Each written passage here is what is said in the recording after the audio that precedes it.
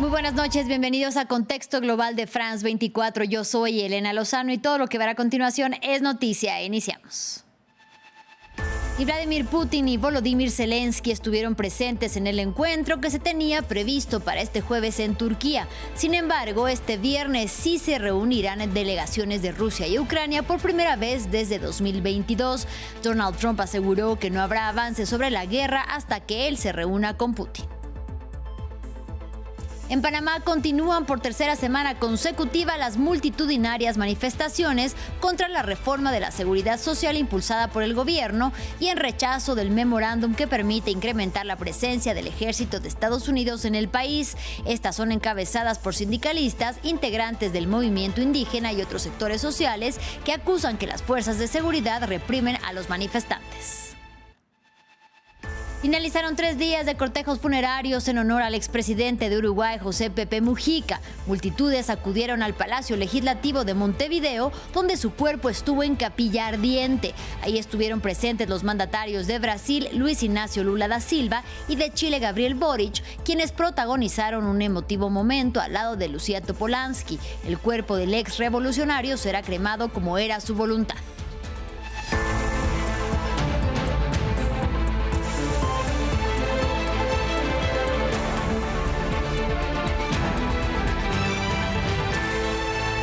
En Turquía, ni Vladimir Putin ni Volodymyr Zelensky estuvieron presentes en el cara a cara que se tenía previsto para este jueves en Estambul. Sin embargo, este viernes sí se reunirán delegaciones de Rusia y Ucrania y lo harán por primera vez desde 2022. El mandatario estadounidense Donald Trump aseguró que no habrán avances en las negociaciones de tregua hasta que él se reúna con Putin. Más en el siguiente informe de Rosa Pérez Masdeu. No fue Putin, no fue Trump y Zelensky, que sí fue hasta Turquía, no participará en los diálogos en respuesta al desplante de su homólogo ruso, que fue quien puso sobre la mesa la iniciativa de retomar las negociaciones directas entre Kiev y Moscú. Pero finalmente la cita ha quedado aplazada al viernes y relegada a un encuentro de segundo nivel. A pesar de que la delegación rusa sea de bajo nivel, pero por respeto a Trump, por respeto a la delegación de alto nivel de Turquía y al presidente Erdogan, y con la voluntad de demostrar, de intentar dar al menos los primeros pasos para la desescalada y el fin de la guerra, para el cese del fuego, he decidido enviar nuestra delegación a Estambul, pero no a todos. Además, el presidente ucraniano insiste en que Rusia ni siente la presión ni tiene intención de acabar con la guerra. El jefe de la delegación rusa rechaza la crítica de Zelensky y asegura que su equipo tiene la autoridad para negociar en nombre del presidente Vladimir Putin. La delegación tiene una actitud constructiva, buscando posibles soluciones y puntos de contacto. El objetivo de las negociaciones directas con la parte ucraniana es tarde o temprano establecer una paz duradera, eliminando las causas fundamentales del conflicto. Y el presidente estadounidense volvió a cambiar su narrativa después de insistir a Zelensky a acudir a la cita y después de días de especulaciones sobre si en medio de su gira por Medio Oriente se desviaría a Turquía. Nada va a pasar hasta que Putin y yo nos reunamos, ¿vale? Obviamente él iba a ir, pero pensó que yo no iba a ir. No iba a ir si yo no estaba allí. No creo que vaya a pasar nada, les guste o no, hasta que él y yo nos reunamos. Pero vamos a tener que resolverlo porque demasiadas personas están muriendo. A pesar de que la cita no sea presidencial, este viernes en Estambul será la primera vez que rusos y ucranianos se sienten a negociar la paz desde los primeros meses de la guerra, aunque con un contexto militar y diplomático más favorable a Rusia que en 2022. En Estados Unidos, la Corte Suprema inició la primera serie de audiencias en un caso vinculado a la ciudadanía por derecho de nacimiento y que el presidente Donald Trump anunció en una orden ejecutiva firmada en su primer día de mandato. Para hablar sobre el tema, saludo a esta hora con mucho gusto a Pablo Pérez, quien es abogado de inmigración. Bienvenido. Gracias por la comunicación. Gracias a vosotros por la invitación. Buenas noches. Pues por favor, explíquenos qué debate la Corte Suprema en relación a la orden ejecutiva de Donald Trump sobre la ciudadanía por nacimiento y lo que dice la Constitución estadounidense. Bueno, por un lado, la Constitución estadounidense en la enmienda número 14, ¿verdad?, aprobada a finales del siglo XIX, dice que en la sección primera todos aquellos nacidos en los Estados Unidos y dentro de la jurisdicción del país adquieren la ciudadanía de manera automática, con algunas excepciones. esto causa un debate histórico ideológico entre sí a personas que son nacidas de padres sin estatus legal o personas que son visitantes deben o no por el simple hecho de nacer en Estados Unidos adquirir la ciudadanía. Es un debate que siempre ha existido, no es nuevo. Por otro lado, la Corte de hoy lo que debatía o lo que ha debatido esta mañana es particularmente si los jueces federales en diferentes cortes de distrito a lo largo de la geografía de Estados Unidos tienen o no la jurisdicción para hacer estas injunctions o órdenes de pausa provisionales que atasquen o pongan pausa a una política ejecutiva nacional. Pero no ha sido solo esta administración, sino administraciones anteriores como la de Obama o la de Biden, las que también ha intentado combatir la posibilidad de que se pausen, ¿verdad?, estas órdenes que tengan una decisión, una jurisdicción donde se afecta a toda la globalidad. Eso es lo que se ha hablado hoy. Y en ese contexto, ¿a qué dilema se enfrenta la Corte Suprema estadounidense en relación a las competencias de cada instancia judicial, de los tribunales menores o instancias menores, y por qué se relaciona con este caso en específico?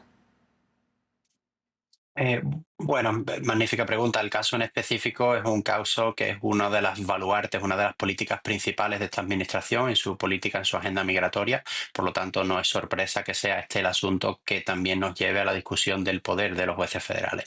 Particularmente en el área de los jueces federales, sí que es verdad que se plantea la disyuntiva, se plantea el debate y lo sabremos a finales de junio cuando haya una sentencia de si se paran por la totalidad el poder de estos jueces de parar una política a nivel nacional, si lo pueden parar de manera parcial o si continúa todo como está hasta ahora. Creo que la sentencia, el resultado va a marcar un precedente histórico, sea cual sea en adelante en la relación entre los dos grandes poderes del país, como son el Poder Ejecutivo, la Casa Blanca y su habilidad de órdenes ejecutivas y el poder, por supuesto, judicial y los jueces federales en las diferentes ramas. Y partiendo de que es un derecho fundamental el de la ciudadanía por nacimiento en Estados Unidos, ¿cuáles considera usted, abogado, que podrían ser algunos de los impactos que tendría el que la Suprema Corte avalara estas medidas de la administración Trump? Efectivamente, es un derecho fundamental porque ya aparece recogido en la Constitución. Muchos han planteado, muchos académicos, muchas personas dedicadas al tema constitucional han argumentado que se puede reformar la Constitución si se desea que este no sea el caso. Los efectos de una potencial decisión en junio quizás no sea hasta la primera fase, va a haber más debates, más audiencias, ya entrando en el fondo de la constitucionalidad de la orden ejecutiva del presidente Trump, pueda ser quizás menos sorprendente de lo que esperamos. Yo considero personalmente que se va a mantener el reconocimiento porque, como ya hoy se ha apuntado por diferentes jueces, particularmente un juez conservador, Kavanaugh, que fue nombrado por la administración de Trump del anterior, ha manifestado su inquietud con lo práctico y lo factible que es logísticamente crear esta o implementar esta medida. Y sobre todo la pregunta cabe con 250.000 de nacidos en Estados Unidos que se benefician de este derecho constitucional, cómo se hace esto de manera retroactiva, en adelante, la practicabilidad, cómo se le pide a los miembros de hospitales que consten si la persona adquiere o no la ciudadanía. Es complejo, va a ser muy complejo y yo creo que esa complejidad va a evitar que se lleve a cabo. Y finalmente, nada más brevemente le pediríamos si tiene quizá en mente algún caso en el que se pudiera ver claramente cómo hay este enfrentamiento entre las competencias de cada instancia en relación a la Suprema Corte. Sin duda. Por ejemplo, la protección temporal, lo que se llama el TPS, por ejemplo, para nacionales de Venezuela, que siempre es sujeto de mucha litigación, particularmente ha sido, ¿verdad?, una materia que otros jueces, los jueces, por ejemplo, en las administraciones democráticas han sufrido, por ejemplo, en la jurisdicción sur de Texas, en Victoria, Texas, un solo juez federal pausó muchas medidas de las administraciones democráticas, particularmente en el área migratoria. Por lo tanto, insisto, no es que este sea el primer precedente. Veremos si cambia realmente el paradigma de la habilidad de estos jueces de parar medidas del Poder Ejecutivo o no. Claro que sí, pues muchísimas gracias al abogado de inmigración Pablo Pérez por este análisis. Se espera que la decisión de la Corte se dé a conocer aproximadamente en junio. Gracias.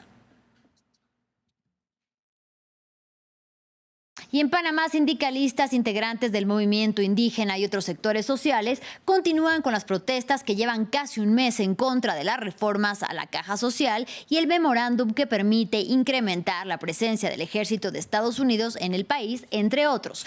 Esos son reclamos de la ciudadanía y ciudadanos precisamente acusan que en los últimos días se han intensificado los enfrentamientos con las fuerzas de seguridad a quienes señalan de reprimir a los manifestantes. El presidente José Raúl Mulino rechazó lo que llamó presiones sindicales y defendió sus políticas. Nuestro corresponsal en el país centroamericano, Óscar Zulbarán, nos amplía la información.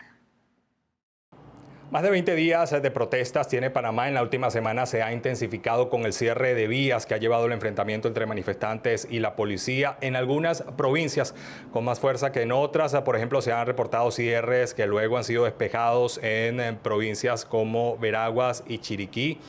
Grupos indígenas, específicamente autoridades de la comarca Nove Uglé, han denunciado el uso excesivo de la fuerza por parte de los cuerpos de seguridad del Estado. También han denunciado persecución y criminalización del derecho a la protesta en la comarca Nove Uglé y en la provincia de Chiriquí. Las manifestaciones han sido más radicales en la provincia de Bocas del Toro, una provincia fronteriza con Costa Rica y donde hay cierres permanentes de sus calles desde hace más de 10 días, una situación que ha generado la paralización de la industria bananera del país, el principal rubro de exportación de Panamá, y que según el gobierno este hecho ha puesto en riesgo cerca de 7.000 empleos directos que tiene el sector. Aquí el gobierno ha privilegiado el diálogo con los dirigentes sindicales de las bananeras antes que abrir las vías por la fuerza.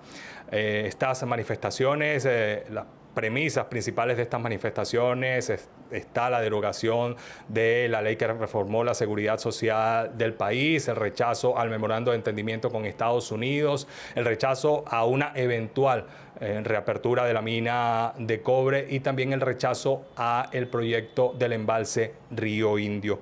Para el presidente de la República, José Raúl Mulino, parte de estos manifestantes están intentando matar al sistema democrático y al costo que sea, el gobierno no va a permitir que el país se vaya a trancar. De Panamá nos vamos a Uruguay. Finalizaron 3 días de cortejos funerarios en honor al expresidente José Pepe Mujica, quien falleció a los 89 años a causa de un cáncer de esófago. Multitudes acudieron al Palacio Legislativo de Montevideo, donde su cuerpo estuvo en capilla ardiente. Ahí estuvieron presentes los mandatarios de Brasil, Luis Ignacio Lula da Silva, y de Chile, Gabriel Boric, quienes protagonizaron un emotivo momento al lado de la esposa de Mujica, Lucía Topolansky. El cuerpo del ex revolucionario será cremado como era su voluntad. Nuestra corresponsal Karina Dalmas nos amplía la información. En Uruguay se desarrollaron 3 días de servicios fúnebres para el expresidente José Pepe Mujica, quien falleció a los 89 años tras combatir un cáncer del esófago. Aquí en el Palacio Legislativo se llevó a cabo una capilla ardiente con una concurrencia masiva. Muchos analistas internacionales lo describen como un presidente que cambió su país y cautivó al mundo. Una persona con una historia única que pasó de ser guerrillero socialista en los 60 a estar detenido durante la dictadura militar por casi 14 años en condiciones infrahumanas, a salir de la misma y defender la democracia y la paz. Fue presidente en el 2010 con varias reformas progresistas, entre ellas el matrimonio igualitario, la aprobación de una ley que permite el aborto y la venta de la marihuana recreativa. Fue también gran luchador de disminuir el sector de pobreza en el país y de unir a América Latina como un todo. Es así que varios presidentes y expresidentes latinoamericanos destacaron su legado en estos días, como fue el caso del presidente de Brasil, Lula da Silva, quien también decretó 3 días de duelo en su país y dijo que él ha conocido muchísimos presidentes, pero nadie con la calidad humana de Mujica. Lo mismo dijo el presidente chileno Boric, quien dice que Mujica representa la esperanza de que el cambio es posible para llegar a una justicia social. Sus restos serán cremados y serán depositados en la chacra humilde en la que vivió junto a su compañera y también ex vicepresidenta Lucía Topolansky. Hasta aquí llegamos al final de este espacio informativo, pero los invitamos a que se queden con nosotros. Ya viene Laura Garzón y Ventana a Europa. Hasta la próxima.